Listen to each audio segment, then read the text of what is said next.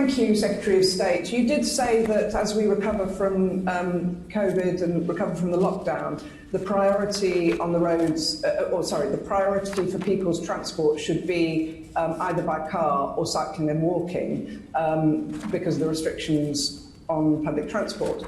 The window is going to close very soon in terms of the competition for space on our roads between people walking and cycling and people, possibly greater numbers of people in their cars driving. And given you have instituted quite a number of initiatives around encouraging people to walk and cycle, not all of them are in place yet. And what can you do now to get the space for walking and cycling in there before the rush back to the car? My understanding is we've already seen some hostility among drivers towards the space that's been given over to cycling, and surely that's something you're not happy about.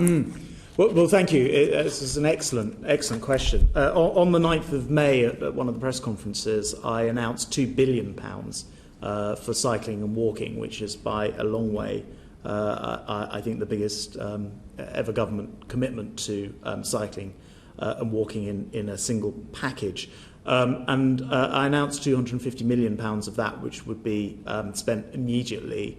And we contacted local authorities in the very, very short term during the crisis with £50 million of that to ask them to do exactly the thing that you've just been talking about, which is how do we get sort of pop-up cycle lanes, widen space for walking, widen pavements for walking, and particularly to allow for the social distancing, and really try to sort of fire this thing up. And as I mentioned before, I think with some success, because we saw an extraordinary 100% increase in the number of people cycling during the week, during the height of the lockdown, and a 200% increase at some of the weekends. And I think your question's very wise, because the trick is to keep this going and not just make it a remember the lockdown, remember when everyone cycled and those bikes have gone away again. And that requires more than just the extraordinary large sums of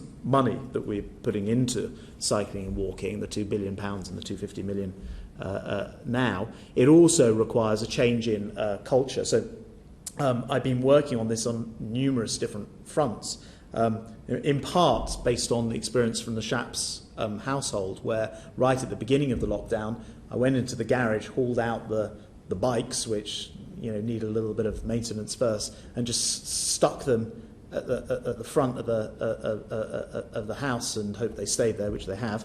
And actually, I've seen a complete sort of revolution amongst the five of us in my family. So my wife, who never cycled at all, is cycling every single day. My kids have been cycling. We live 20 miles out in my Welland Hatfield constituency. Both my sons have cycled to London. It's created a different kind of feel, and part of that is accessibility.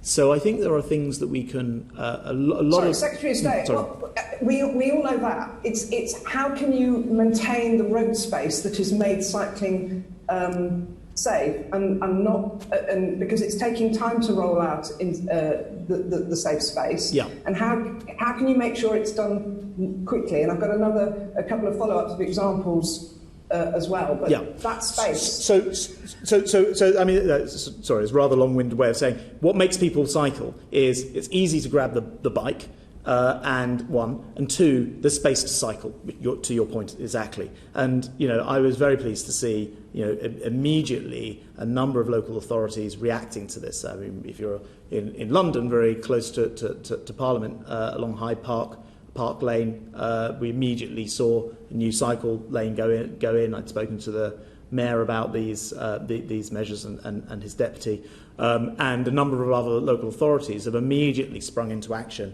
The technical process, sometimes they have to issue TSOs, so they have to put a little bit of work in place to do this, and we've been working on being able to speed up that process, and perhaps it's something, Chair, that I can write back to the committee on to sort of give you a sense of how successful or otherwise that's been. I think by the overall numbers, just the sheer increase in numbers we've seen, the chances are pretty successful.